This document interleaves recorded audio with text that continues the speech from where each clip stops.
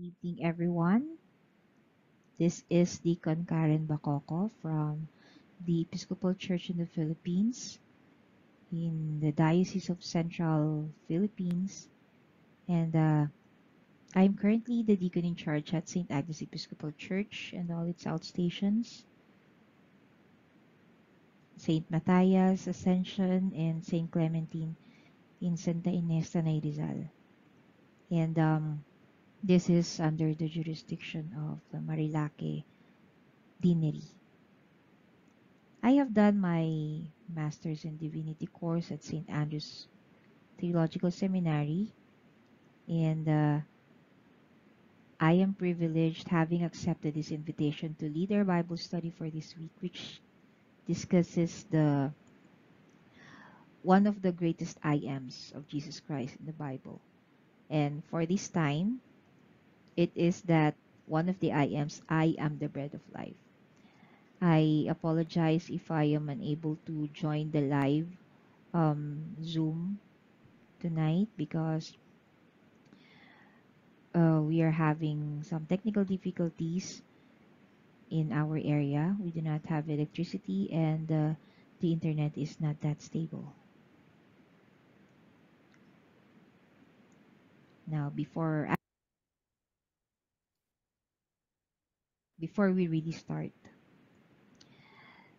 are we familiar with this statement?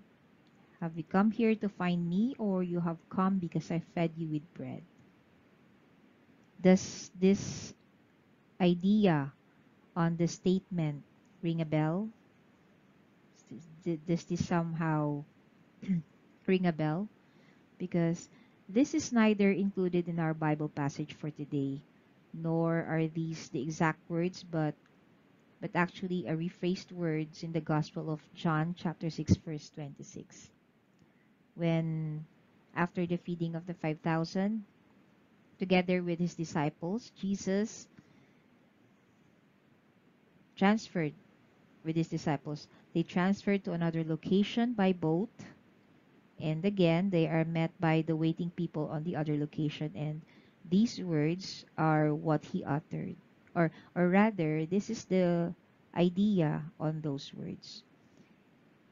This miracle drew a large following, the miracle of the 5,000, of the feeding of the 5,000.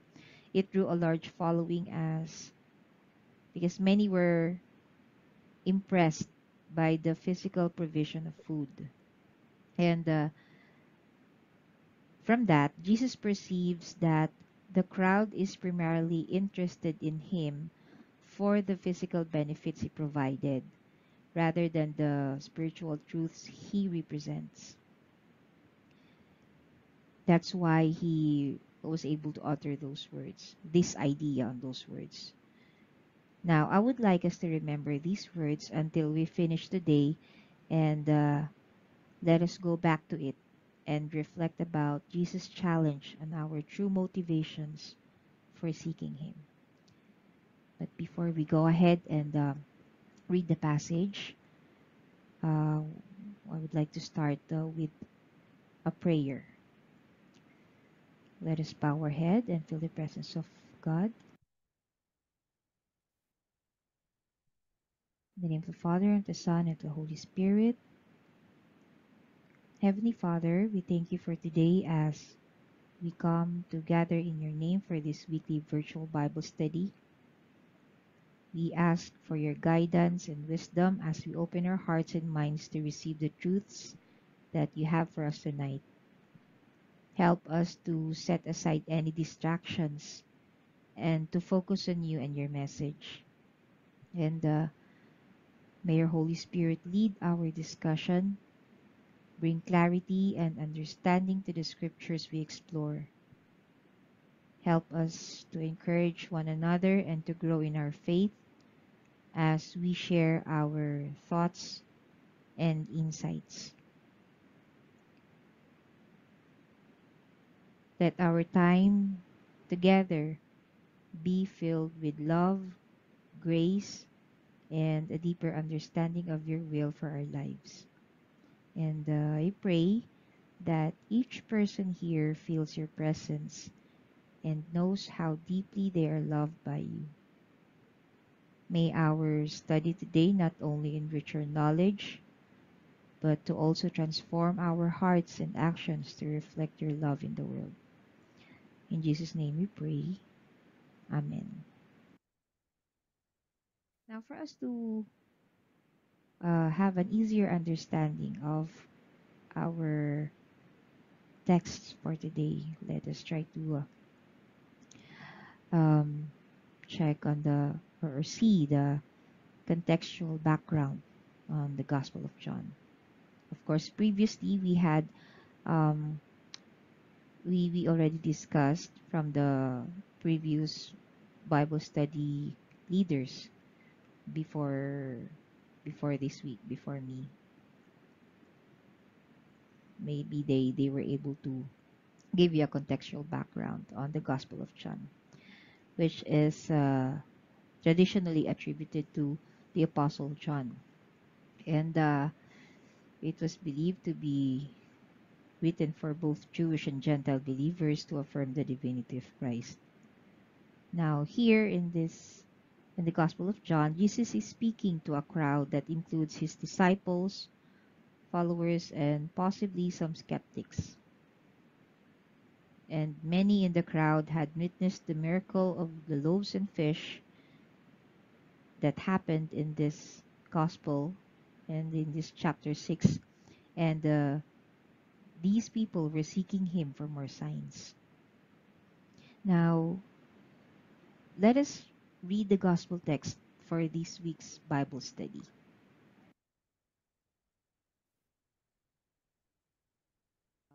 For our texts, we this is the New International Version Bible. We take it from the NIV version. I am the living bread that came down from heaven. Whoever eats this bread will live forever. This bread is my flesh, which I will give for the life of the world. Then the Jews began to argue sharply among themselves. How can this man give us his flesh to eat? Jesus said to them, very truly I tell you, unless you eat the flesh of the Son of Man and drink his blood, you have no life in you. Whoever eats my flesh and drinks my blood has eternal life, and I will raise them up at the last day. For my flesh is real food and my blood is real drink. Whoever eats my flesh and drinks my blood remains in me, and I in them. Just as the living Father sent me, and I live because of the Father, so the one who feeds on me will live because of me. This is the bread that came down from heaven. Your ancestors ate manna and died, but whoever feeds on this bread will live forever. Take a look at the context of this passage that we have from the New Testament. It says that it's rich in meaning and significance, particularly in the context of Christian beliefs about communion and the nature of Jesus. Now, this happened in the specific gospel for this week, happened in Capernaum. Now, why do we highlight this place? Apart from its location near the Sea of Galilee, on the northern shore of the Sea of Galilee, and the hometown of Jesus' first disciples, Peter, Andrew, and Matthew, are fishermen. This place actually serves as backdrop for many of Jesus' teachings and miracles. And we are highlighting its importance because it's the center of his early ministry. This town is often associated with themes of faith, healing, and the challenge of accepting Jesus' message.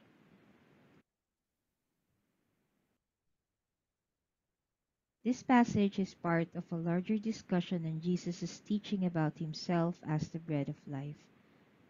Earlier in the chapter, he had just performed the miracle of feeding the 5,000, which sets the stage for his teaching about spiritual nourishment. Before we go ahead and read and analyze those texts, let me give you an immediate context of the previous passages before our before our verses 51 to 58 to be discussed tonight. Prior to verses 51 to 58, Jesus has been teaching about the true bread from heaven. He contrasts the manna that the Israelites ate in the wilderness with himself as the true bread that gives eternal life. And Jesus emphasizes that while physical bread sustains life temporarily, he offers spiritual nourishment that leads to eternal life. And this sets the stage for his declaration in verses 51 to 58. Now we go ahead and analyze the verses verse by verse. In here, verse 51, Jesus declares that he is the living bread that came down from heaven. He emphasizes that whoever eats of this bread will live forever, and that the bread he gives is his flesh, which he will give for the life of the world. Or in simpler terms, Jesus is saying that he is like he is like bread that gives life. Just as bread is essential for physical nourishment, he is essential for spiritual nourishment. When Jesus talks about eating this bread, he means that people need to accept and believe in him to have eternal life. And the reference to his flesh suggests that he will sacrifice himself for the sake of humanity. And he offers a way for people. He is offering a way for people to have a deeper, lasting relationship with God. He is offering a way, daan. Essentially, Jesus is emphasizing that he is crucial for spiritual survival and eternal life. In verse 52, the verse captures a moment of confusion and misunderstanding about his teachings,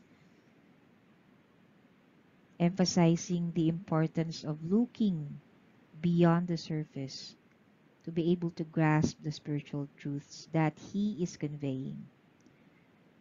The Jews begin to argue among themselves, questioning how Jesus can give them his flesh to eat. And Jesus responds by saying that unless unless they eat the flesh of the Son of Man and drink his blood, they have no life in them. The Jewish crowd is reacting to Jesus' teaching about giving his flesh to eat. He has just performed the miracle of feeding the 5,000 with 5 loaves of bread and 2 fish. And after this miracle, he begins to teach the crowd about the deeper meaning of bread and life. And now the people are confused and disturbed by what Jesus is saying. That's why they ask, how can this man give us his flesh to eat? Sabi nila. It just shows their misunderstanding of Jesus' message because they are thinking literally about eating flesh, which is shocking to them. And Jesus is actually using a metaphorical language to explain that he is the source of spiritual life. When Jesus talks about eating his flesh and drinking his blood, he is referring to the need for people to accept him and his sacrifice for their salvation. It is about believing in him and having a relationship with him rather than a physical act of eating. This verse actually highlights the challenge of understanding spiritual truths. It shows because it shows how people can misinterpret profound teachings when they focus only on the literal meaning. Jesus is inviting them to look deeper and understand that he offers something much more significant than physical bread. He actually offers eternal life through faith in him. Now, in the next verse, verses 53 and 54, Jesus explains that whoever eats his flesh and drinks his blood has eternal life, and he will raise them up on the last day. He emphasizes the intimate relationship between himself and those who partake in this way, stating that they abide in him and he in them. Now, let's break this down into eating flesh and drinking blood. In here, Jesus is using a strong imagery, but he is not talking about literal eating and drinking. It is just an imagery, an image he wants to depict on the minds of the people, his listeners.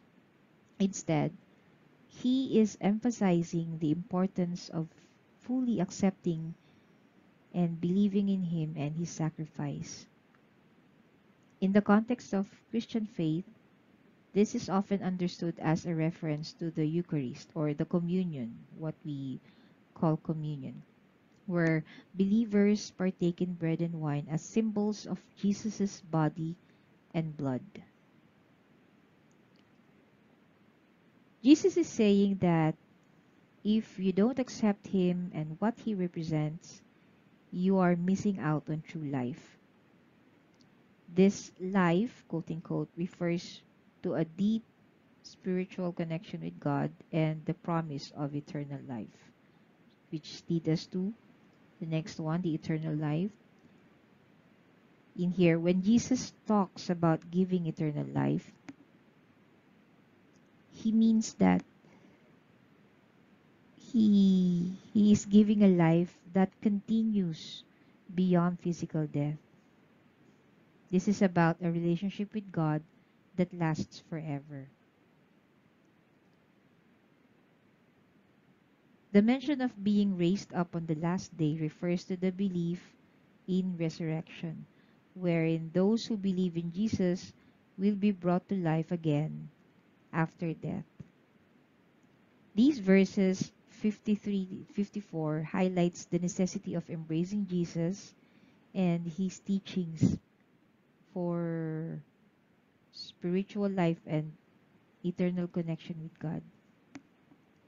It's it's about faith, belief, and the transformative relationship that comes from following him. Next verse, the 55 and 56. In here, Jesus compares his relationship with the Father to the relationship that believers have with him. Just as he lives because of the Father, those who feed on him will also live because of him. Jesus reiterates that this bread is different from the manna that the ancestors ate because it is the true bread from heaven. In here, Jesus is speaking about the importance of his body and blood in relation to eternal life. And here is a simple breakdown of these verses. For my flesh is true food and my blood is true drink. In here, Jesus is saying that his body or his flesh and blood are essential for spiritual nourishment. Just like we need food and drink to live physically, we need Jesus for spiritual life. Excuse me. When we accept and believe in Jesus, symbolically eating his flesh and drinking his blood, we become closely connected to him because it is about having a deep personal relationship with him. Or in much better words, these verses emphasize that Christ Jesus is vital for our spiritual well-being, and by believing in him, we enter into a close relationship with him that leads to eternal life. Now in verse 57, it says, "Just as the living Father sent me, and I live because of the Father, so the one who feeds on me will live because of me." In simpler terms, this is about the relationship between Jesus and God the Father and how that relationship affects believers. And in breaking this down, it said, living Father. In here, Jesus refers to God as the living Father. He emphasizes that God is alive and active.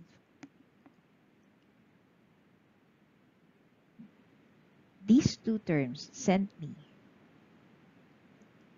with these words, Jesus explains that he was sent by the Father, highlighting his mission on earth. In these words, Jesus is saying that his life and purpose come from his connection to God. Just as he relies on the Father, he is showing how important that relationship is. Feeds on me. This phrase actually means to to take in Jesus' teachings, to believe in him, and to have a deep spiritual connection with him. And if we do that, we will live because of him. It actually says that Jesus promises that those who have faith in him and build their lives around him will have eternal life. Just as he draws life from the Father, believers will draw life from him. This verse teaches that just as Jesus is sustained by his relationship with God, believers are spiritually nourished, and believers are given life through their relationship with Jesus. These, these, this verse 57 emphasizes the importance of faith and connection to Christ for spiritual life. Lastly, in verse 58, this is part of a larger conversation where Jesus is explaining the significance of himself as the bread of life. If we break this down, bread from heaven. Jesus is comparing himself to the manna that the Israelites ate in the desert after they escaped slavery in Egypt. If we remember that, it was a provision by God the Father. Manna was a miraculous food provided by God to sustain them. Also, the comparison of manna and death. While the manna helped the Israelites survive physically, it was just temporary because everyone who ate it also eventually died. Eternal life. In this verse, it was mentioned. Then in here, Jesus is actually saying that he is a different kind of bread. That if people feed on him, meaning if they believe in him and accept his teachings, they will have eternal life. And this is a spiritual sustenance that goes beyond physical needs. In essence, Jesus wants to emphasize that while physical food is important for our temporary life, he offers something much greater, a relationship with him that leads to everlasting life.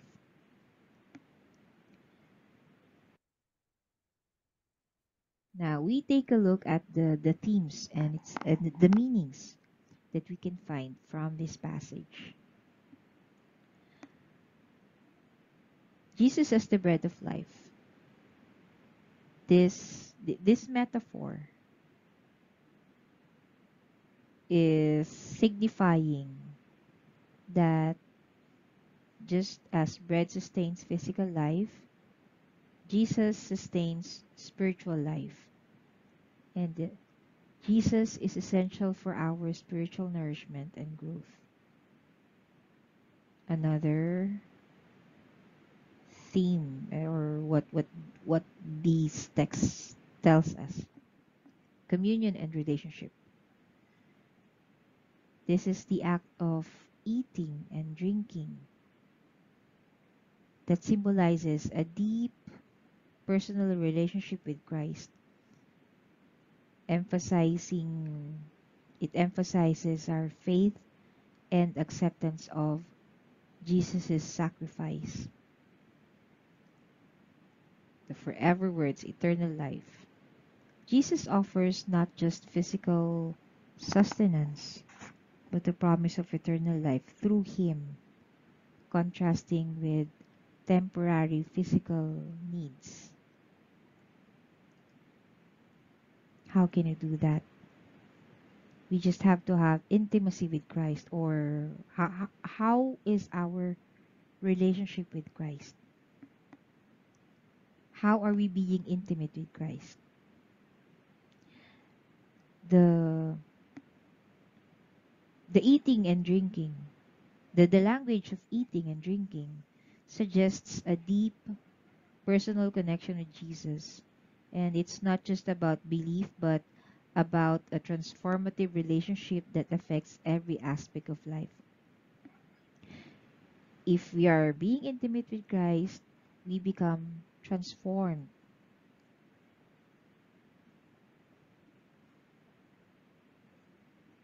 And we avoid misunderstanding. The initial confusion of the crowd, this is what happened. Because the crowd got confused. And the initial confusion reflects a common struggle to grasp spiritual truths. And this actually reminds us that faith often requires deeper understanding and reflection.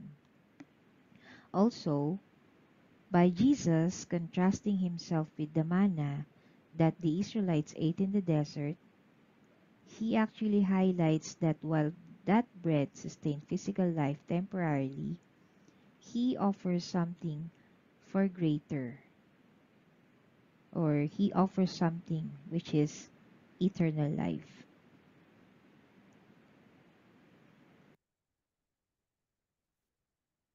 Now, some applications that we can actually derive, or we can see these passages. This is these two compound words are actually multiple mentioned too many times all throughout our discussion since we have started. Application, spiritual nourishment. Just as we need physical food to survive, we also need spiritual nourishment, and it will come from Jesus. And this can be cultivated through prayer, reading scripture, and participating in communal worship. After the miracle of the 5,000, Jesus begins to explain that the bread that he offers is not just physical bread, but actually represents something deeper, which is spiritual nourishment. He refers to himself as the living bread that came down from heaven, which means just as physical bread sustains the body, Jesus, as the bread of life, sustains the soul. We need Him, we need Jesus Christ, the bread of life, for us to be able to sustain our soul. And believers are encouraged to seek spiritual nourishment through our prayer, what we mentioned earlier, scripture, and community. Also, one application is understanding communion. How do we understand the communion? For those who participate in communion, this passage deepens the understanding of what it means to partake in the body and blood of Christ. Now, do not get this wrong, but literally speaking, have you ever wondered why there are some people who would not want to take the Holy Communion at Mass? We can actually observe this with the people who visits other parishes that uh, that are not members or non-members, that they are not members of, because of the difference in their religious affiliation. Example, non-ECP members attending ECP services. Maybe they were invited because of their baptism, they're one of the godparents, but they are not they are not taking the communion. Literally, they're not taking the communion. And their reason is that they are not Episcopalians or they are not Anglicans. We're not Episcopalians, eh. We do not want to take Holy Communion. Now, how do we how do we as members address this? How do we as members of the ECP or members of other other parishes or other churches? How do we address this? Because the true understanding of communion is that it is a reminder of Jesus' sacrifice and our life-giving relationship with Him. We have with Him. It is not just a ritual, but a means of grace and a reminder of Jesus' sacrifice. We partake on with His body and blood because we are believers. We believe in Him as our Savior.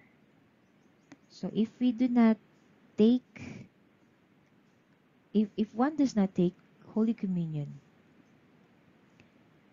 are they believing the ritual, or what? Who are they believers of? What are they believers of? The Holy Communion, the literal Holy Communion.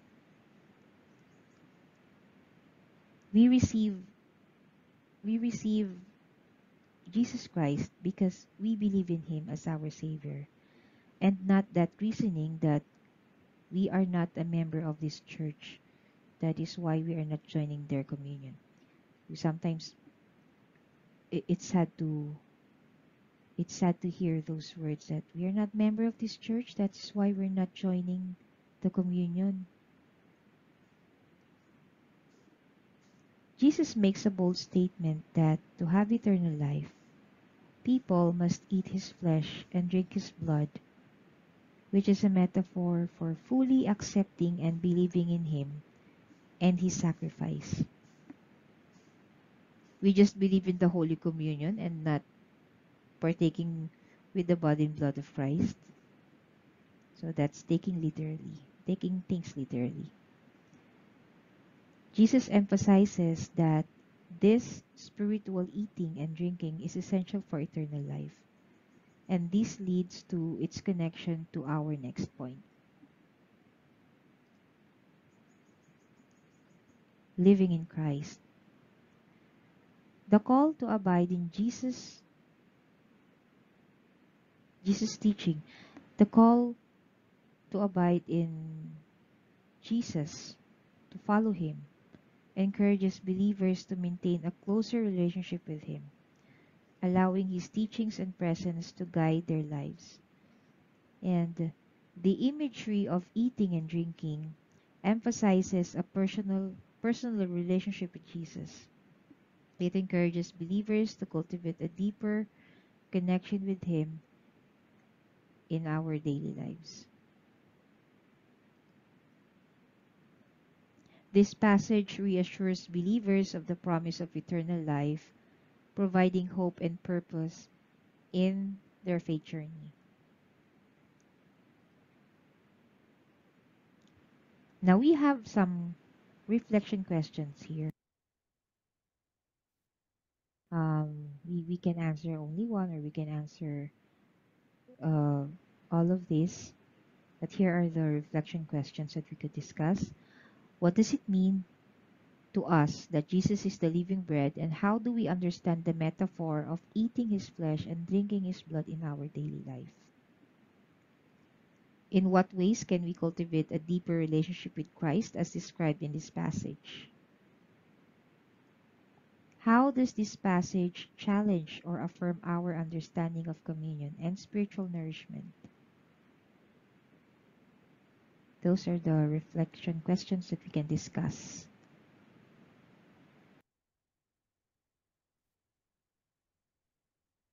After all the discussions, here are some concluding points. In John 6:51 to 58, Jesus represents Himself as the bread of life, emphasizing the importance of spiritual nourishment. This passage reminds us that just as physical bread sustains our bodies, Jesus sustains our souls. This teaching encourages us to reflect on our relationship with Christ and the importance of regularly receiving Him in the Eucharist.